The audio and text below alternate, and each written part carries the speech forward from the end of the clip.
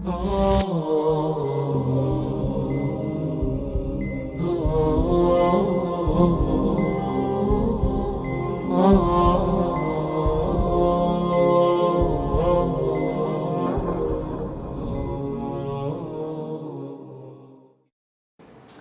الله الرحمن الرحيم وبه نستعين. الزانم لا حلقة شينوية دقين ولا تانك جيشتنا الاستعارة. طبعا وكو دزانا تمشابكا لما لبجازي بوين لمجازي أو مقدمي كليرة دابو لمتنكيدا أو ما كده حلقك وكو دزانا من خلافه كمان باسكت دوات المجازي مرسل ما باسكت وإنما وصح أحمد دوام مجازي مرسل يتمان هبو علاقة كان قلت ما علاقة كان شو من باسكت ويا قلت ما كلي وجزئي وإلى آخره أو أنا ما نهمه هبو دواتري أن هات نسد زورة كل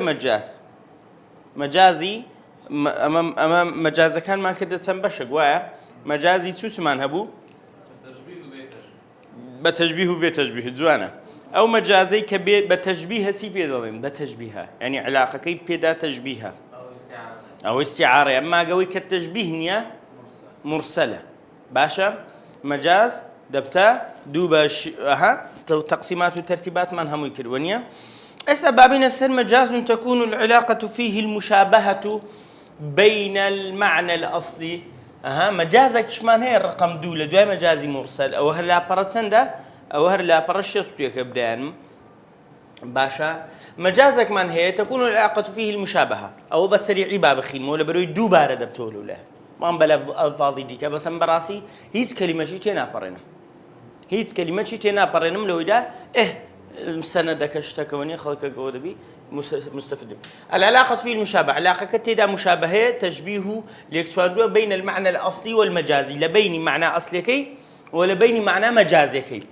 وهو الاستعارة أيش كبيرلن استعارة كاتك علاقك لمجازي دا مشابهة بو والعربي يعرف أصل الكلام ببديهية أحرسي كاب إنساني عربي كذا لا إنساني عربي ما بس إما عربي قديمة إما أويك إستال بابلين تواو لزان لزمانه كده أجر عجميش بي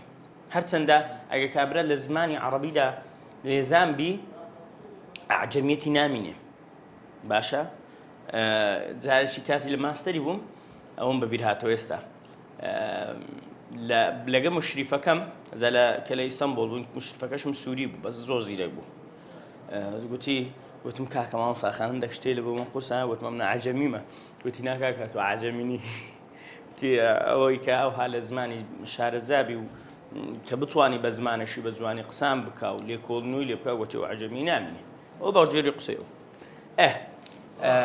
ها بقصك بزوانا أو ذا لو يعني إنسانك استاكش حقيقة العربي شارزابي هر ببدهية دزاني أو كاك أو كلامتي مجازيا حقيقية ويعلم أن مخالفة الأصل أبلغ ودش زاني مخالفة كرني أصلك بل يختلف يعني يسبون من قصي حجاج بن يوسف الثقفي كاستعارة كذا إني أرى رؤوسا قد أين عدو حان قطافها وإني لصاحبها هكذا استكوفة خطبة كده من لف المكيدي تمدو آتهم لسر بخين دو باشا ضل من هندك سرد بينم أمن هندك سلبيش أهل العراق زور بمشكلة بون عبد الملك كور مروان نيجا زين تيلي بكا حتى حجاج بن يوسف الثقفي زورتهم بو صدام حسيني بخوي بو باشا زورتون بو أوي نار لبو العراق شو كوفة لمزجوتي خالشي كوكو دوجوتي من هندك سرد بينم وشي برهم هيك كبيدجاو سر أو دكاو بولا جنم بيدجاو سر درديني ونيا من هندك بولا هندك سر عند بينم سري در كرديا بيجيشتيا كاتي دورينا وي هاتي هر أمنيشم دي دور مو تخوا كامل جوان ترى ونيا أو قصيد جوان ترى يعني برم دبينم والله أنجو زور لسنوري درسونا لسنور درسوني شخصا ده حقيقة باشا زور إنساني خرابن دتان كوجم تخوا كام قصي زوان ترى يعني ديارة أول لأصل لامدا باشا لأصل مخالفة أصل مكر لامدا زور بليخترو زور زوانته إذن ضل ده كواتا الاستعارة مجاز علاقته المشابهة على مجازك علاقة كمشابهة وزود دوبارته وهي جوهر البيان وجماله الخلاب والسحر الحلال والماء الزلال أو بدا هدلك جوهر وجوهري بيانه استعارة لنا بيان ده علمي بيان ده براسي لنا وداد استعارة لنا هميان جوهرك وجماله الخلاب خلاب يعني سه خلاب يعني سر زراشش باشا جواني شي سر زراشش والسحر الحلال أو سحر حلاله براسي بلاغة تيا بلاغة لكلام ده سحر حلاله باش لويه يكجلا نوسدكان كتفسير شيء لفظي سحري لبو قرآن بكارهنا باشا سحري قرآن يديكش هستاينا هاك لبلاغتنا جاي لبلاغتنا جاي نزاي ما بسيتشيا كوبا قرآن يدري سحر أو كافر بوا هر أوها بخوم خينمو يعني كتابك كم خيندوا فلاني نظام تقوم روا أقصانا هي زول ميجا بيستا كاتخم بوشان بس نابم الحمد لله فلان كافر ولا والله بقرآني وتي السحر قرآن لا حول ولا قوة باشا أو السحر حلال كيتي والماء الزلال مجدر زلال ها أو شي بيقرد باكو شير نكيتي وهي مبنية على تشبيه حذف أحد طرفيه بناكرة لسر تشبيهك بالله ميك إلى طرفك عن رجبته تشبيهش قلت ما سن طرفي سرتشي هي سرتشي دو أما بخوي تشبيه بس بخوي سن طرفه سؤال مشبه ومشبه به أو ليكتو لوتو أو سرتشكية أداة وجه شبهك ذكري رج بكريته بالله يك قل مشبه ومشبه به يك شان رجته هر يك شان رجته دبتته يك شان رجته دبتته استعارة باشا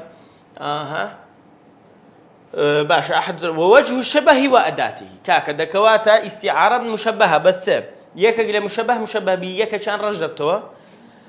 وجه شبهش هر رجته أداتش هر رجته باشا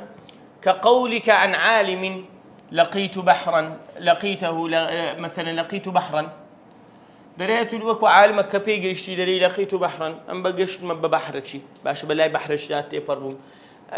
باش تسيه درك اي كالبحر في السعة والتدفق اي لقيت انسانا كالبحر في السعة والتدفق امن بلا انسان قدات في بربون انسان وكوتيه وكو بحرة لا تصير لفراواني للتدفق تدفق ويكا كو أو بحر شبولي دا وآوي لخودك تدفق أو شتي أو علمي لي دي تدري باشا التدفق دكوات اللي ركاني رأيت إنسانا كالبحري رأيت عالما كالبحري كاني وشيء عالم كا وشيء إنسان سيلي هاتيا رجبتو لو يدري لقيت بحرا لقيت إنسانا كالبحري أداة جنمة في السعة والتدفق وجه شبكة أو جنمة دكواتها دبتي سعارة أو كقولك عن إنسان رأيت شمسا ورأيت شمسا خورك مديت يعني لجواني أي في حسن الطلعة لجواني شكل الشيوي دا دكواتها رأيت إنسانا كالشمس في الجمال باشا كان مشبه يعني أداة يعني وجه شبه يعني والمشبه به هو البحر وهو مستعار دريب أو زي سبب زين كامل لفظ كان مستعار وأنا باب زين سيا المشبه به هو لقيت بحرا مشبه به كتي بحر وهو مستعار والمشبه العالم وهو مستعار له عقدار باشا إيش ما بوانا دبي مشبهك سي بيدرن مشبهك بيدرن المستعار له واللفظ مستعار أو طبعا اسهدينا السري إن شاء الله زيادر وكاني شرح دكين مستعار له والمستعار لفظي مستعار أوانتنا وروانا الردة لو أنا الردة وأنا ما خنديا بس من نعمل لما تنكهيز برد بالضبط وأنا ما نم خنديا العلاقة الجزئية بل بالضبط أو ذا إرسال براشست وشاش دين سر استعارة والاستعارة زور ساكت تنقسم الاستعارة إلى انقسام استعارة طبعا استعارة أقلبهم تقسيم كان بعمل بوبين موسري أو ديار استعارة كوني ديار وني ما موسى أحمد استعارة ما هو هاللير ولا بو تقسيم كان أو هاي ليكن باشا مفردة من هي نازم دياري أنا ماموسا أحمد زوج جوان ديارني مفردة استعارة شي مفردة من هي باشا لقيت استعارة مركبة طبعا أول وين در بازناك الشيخ دبيتو بخود أوشتانا بزاني باشا استعارة مفردة استعارة مركبة استعارة مركب مفردة كجدت دوبش كما بس من بيتيا مصرحة ومكنية أما مصحة استعارة مركبة ما بس ما بين يقنا وقلا استعارة أيش تمثيلية باشا طبعا تسمنا بو بنساء أو استعارة هار من بشيء مفردة ومركبة مفردة كجدة مصرحة ومكنية مركبة كجمة بس ما بين تمثيلية هر أون بشيء لا هر أون بشيء أهم ببيرتاندي لتشبيه داخل بمان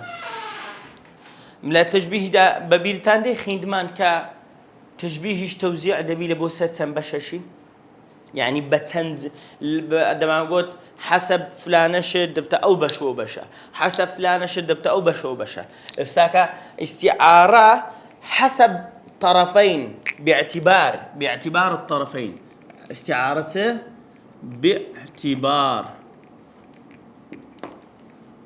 باعتبار الطرفين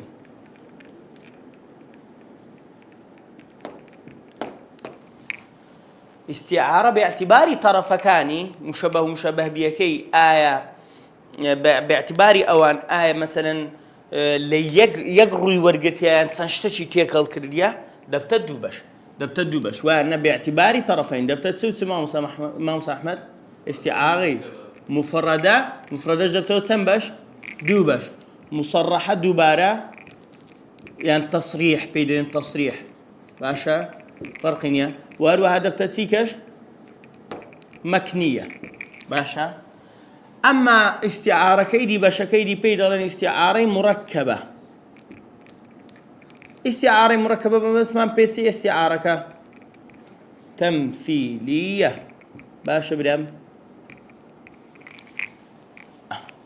أوش استعارة باعتبار طرفين مفردة ومركبة باش السبابين سر وتنقسم الاستعارة إلى مصرحة يكسد يتسر مصرحة ناري تنقسم الاستعارة باعتبار الطرفين إلى المفردة والمركبة والمفردة تنقسم إلى المصرحة والمكنية يكسد إلى مصرحة استعارة بابلين تصريحي تي بيدلين تيا ضلين وهي برشكينو تو بابين السر بشيكم استعارة تصريحي ضل وهي أيسيا التي صرح فيها بلفظ المشبه به فقط كما في المثال السابق وكنت لو مثالك تعزى خيمان ليش أو يسبشتهم خينت لبرودري كما في المثال السابق أو إذا مكانك لا برا الشستو تنبو الشستو يك بتنبو خيمان باشا أو لا برا الشستو يك بوالي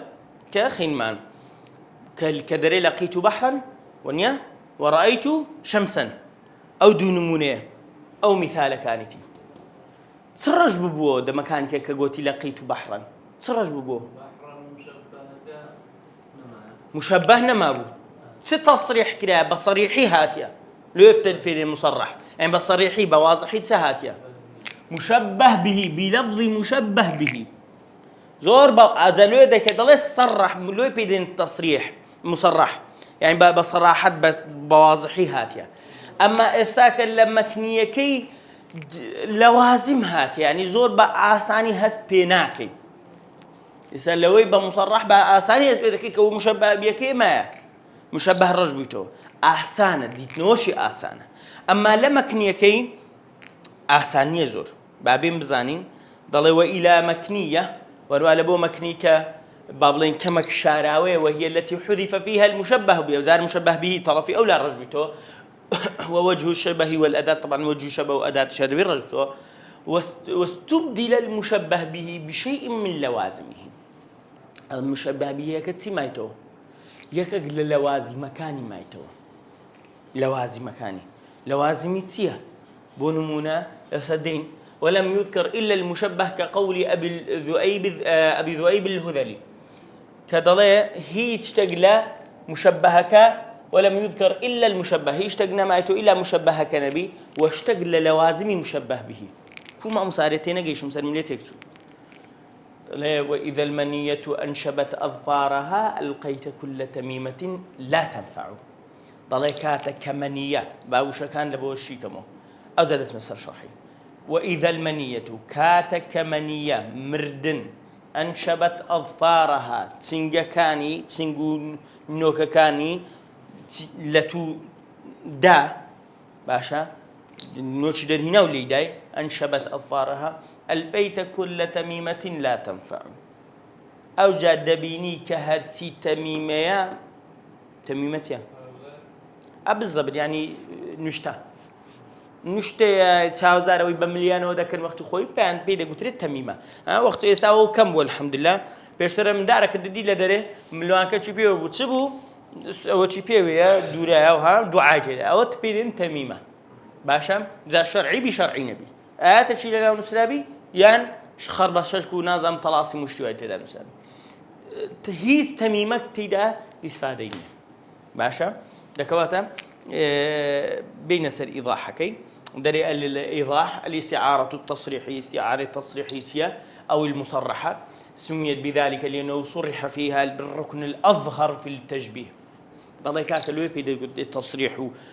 بصريح لوي كام ركن زوزر ديار لنا وتشبيه ده كما مشابه يعني مشابه به أي تدا دياره وبواضحيش تدا دياره فإذا قلت لقيت بحرا والمشبه به بحر شبابيك بحرك أي كالبحر في سعة العلم كوتش بحر لفراواني علم دا وقال صلى الله عليه وسلم باب بيشو بين سر حديثك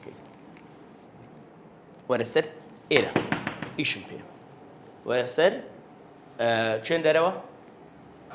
حاشية أو حاشية تخوا أو هامشة طبعا حاشية زيادة لا تنشتكان دكتور إيرج دكتور بيشتر إيرج اللي عندنا نسي بيانا بما هامش قديم هامش نبوة هامش نوية باشا حسب علمي والله أعلم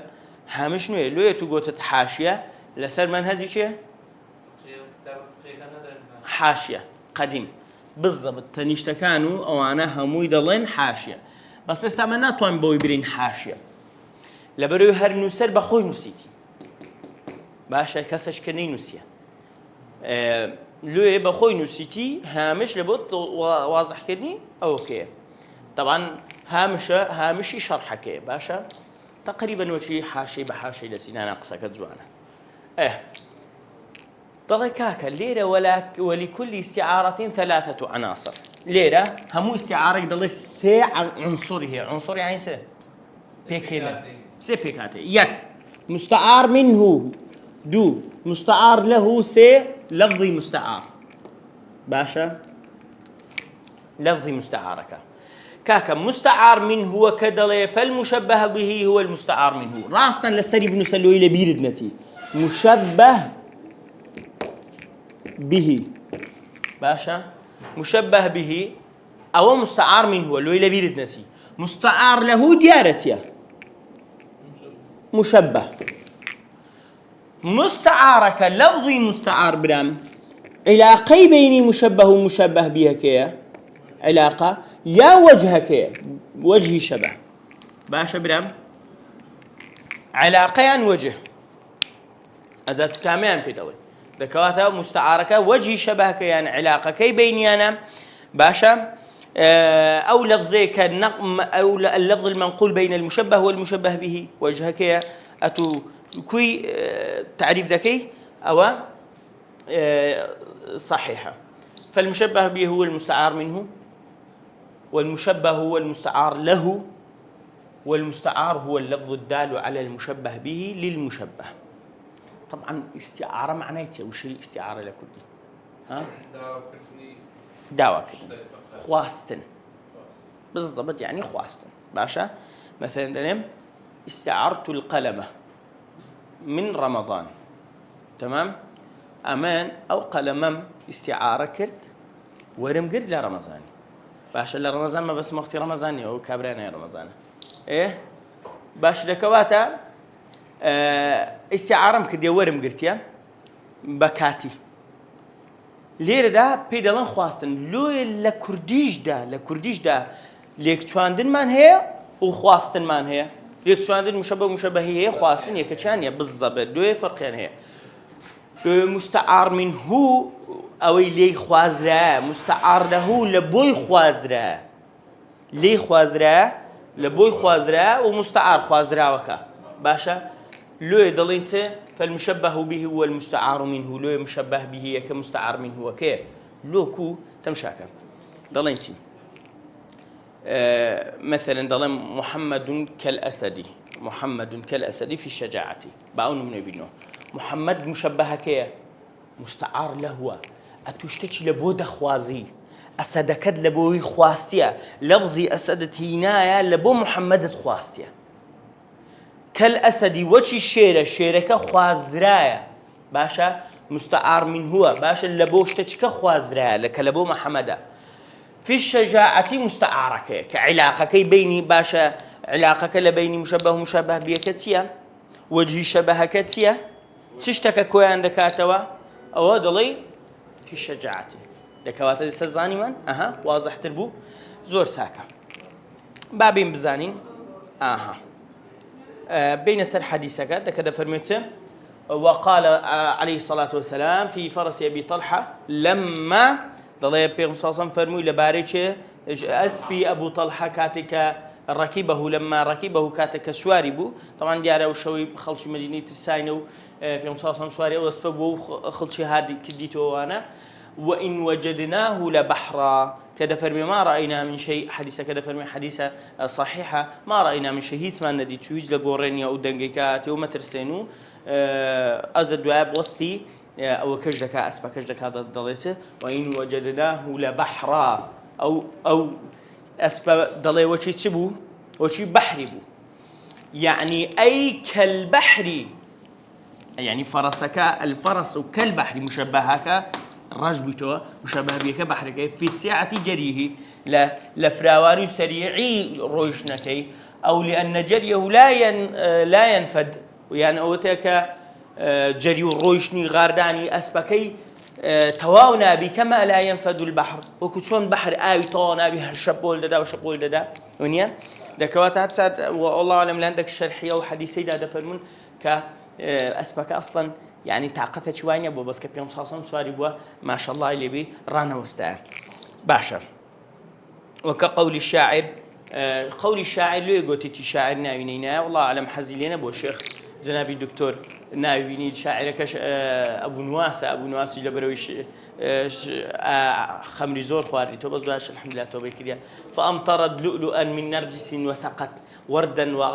وعضت على العناب بالبرد ورا بزانا ورا إيرا ببينا بزانا أو شعره أبو نواس زنابي وصف آفرتي كذيبة وصفك ضلي فأمطرت لؤلؤا ضلي لؤلؤ طبعا بينز تشبيه كده بينز تشبيه فأمطرت لؤلؤا أمطرت داي باران سيدا باران لؤلؤ يعني لؤلؤ مرجان ويكلنا والبحر داهي باشا لؤلؤ شيء لؤلؤ دا باران دكواتا واحد دزاين سيلي تشبيه كتيا كفرميسكي وافرتي با تل شبهانديا بمرجان شان من نرجس أو لؤلؤ لشيء داباريا در لنرجس وكو داباريا نرجس فرميسكي لشيء دي لساو دكواتا تاي بنرجس وسقط سقيش دا آوي دا باشا أو نرجسا كلؤلؤ اللي دابارا تي بي أو دا وردن قلش بي أو دا أو قلش شندره أتو فرميسك بردبتو سر شندره سر بردبتو سر خد باشا سر رمت شيون دا سورة داري قرأ وعضت دكواتا أو إياك من نرجس دو أو السي وعضت على العنابي قزيل سدا على العنابي عناب زور ميوكا بالبردي وهروها جزيلة عنابي دايا بالبرد برد سي أي برد يعني تزرع هاد دنكا دنشي ما شاء الله جاری وای ماشەڵڵا زۆر گەورەش دەبێ ئەوەی لەو ماوانە لێدا لە سۆرانوانە ئەوەی شکاندە جامی سارەی شکاندە یان مهم دەڵێ وەکو ئەوەیە با بڵێن بەڕەدە وەکو تەزرێ ددانی ئینسانەکەی بە بەڕەت شوپاندێ تمشاو هەم ڕسمێکە شەشی زۆر عەجیبە زۆر فهذا فيه 5 تشبيهات 5 تشبيهي تدا تشبيه دمعها باللؤلؤ فرمێسکەکانی بە لؤلؤ شوپاندە في الصفاء لا صفاء جوانی صافية دا وعيونها بالنرجس لجمال دا وهروها تساوي بنرجس شوبهاندية بل جواني دا وخدها بالورد في الحمرة وهروها رومتي آفرتك شي شوبهاندية بس بقولي للسوري دا وشفتيها بالعناب وهروها لوكاني كليرش وكمان عمش كمان هيك دري لواني بنزكاني بي ولوكاني شي بعناب شوبهاندية العناب تيا عناب جورا ميوكا بەڕاستی ئەم لۆخم لە کوردی نازانم چی پێ دێن بەس بڕۆ لە یوتیوب لە گۆگڵی لێدا نازانم ئاخەر چییە بەخوای یان عینەب نییە عناب باشە عینەب نییە عناب بەس بزەبت هەندێک بەس دنکی گەورەترە زین دنچۆش ستەسی وەچی ڕووتاب و خورما و شتی وایە هەندێک گەورەیە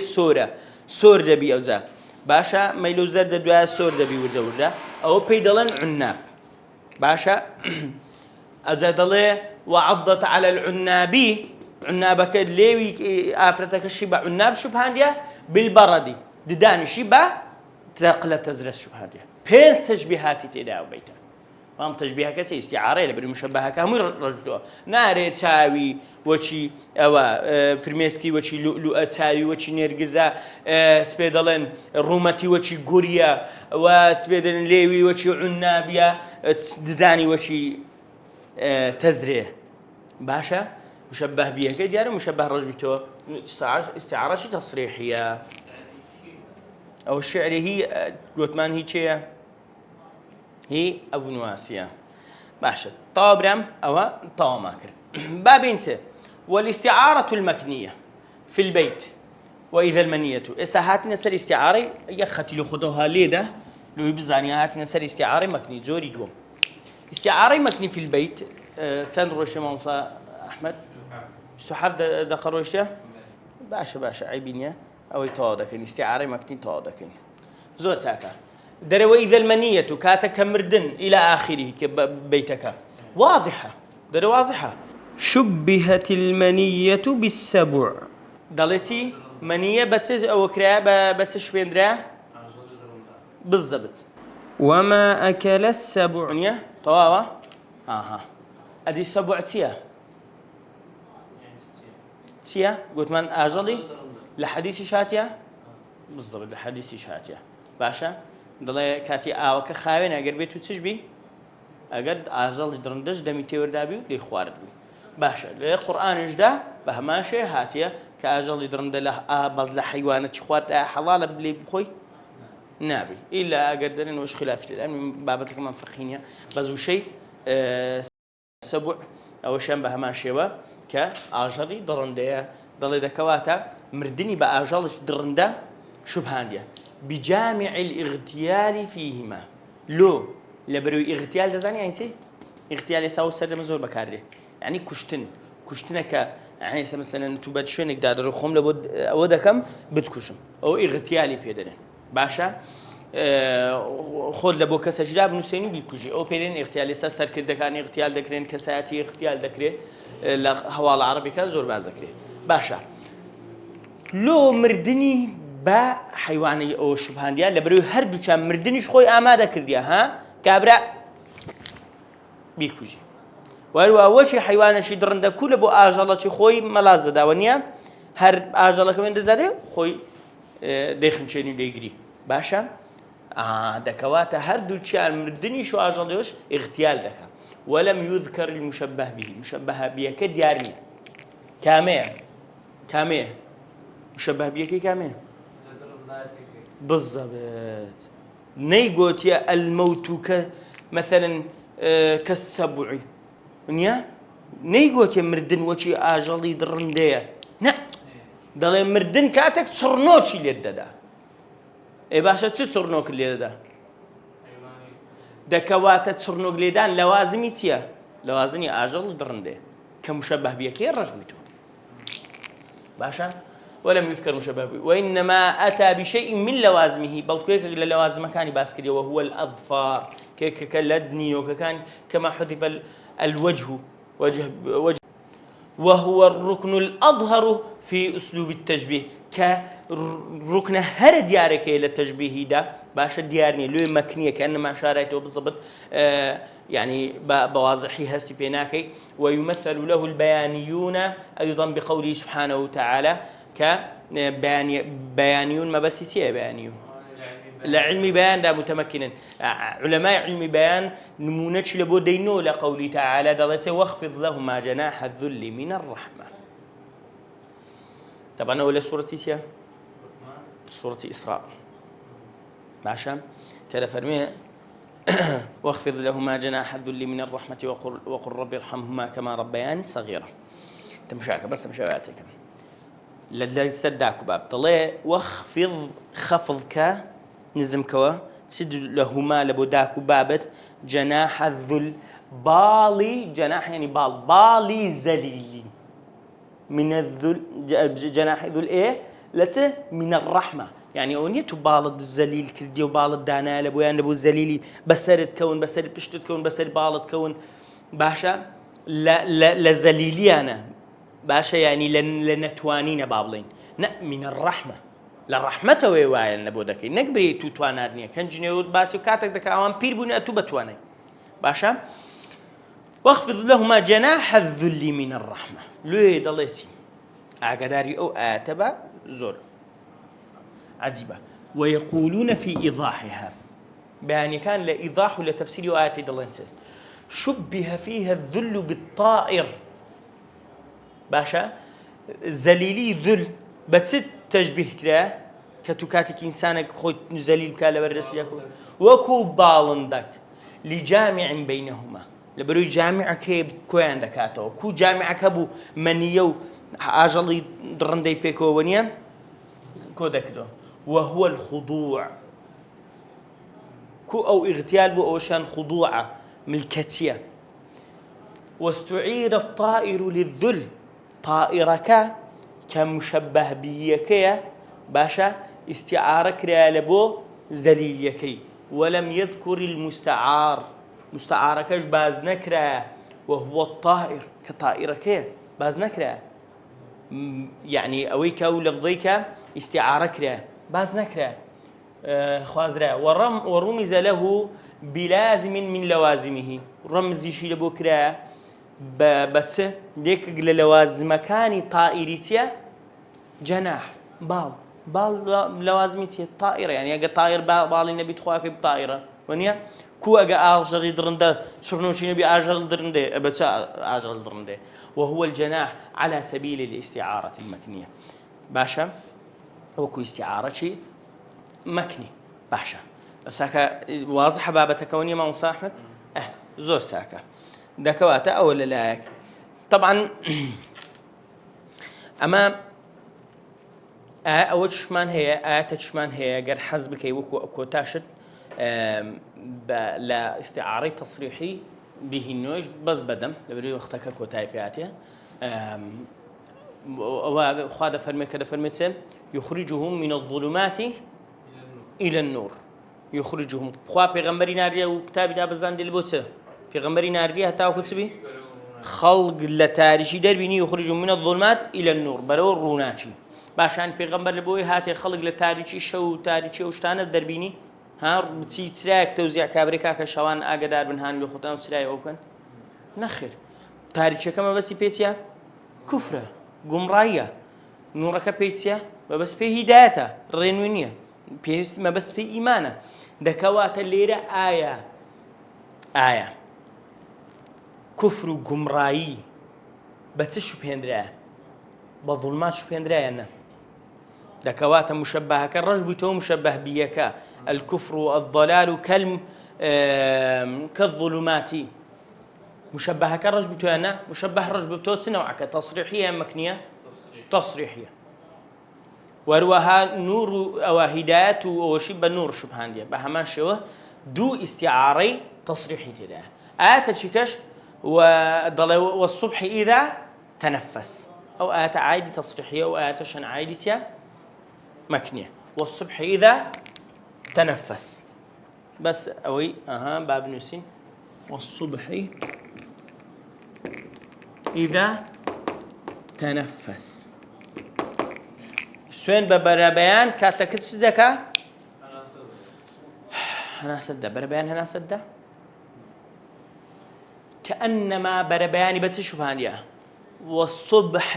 إذا تنفس كالإنسان وأنا كالمخلوق باشوكو سرج بيتو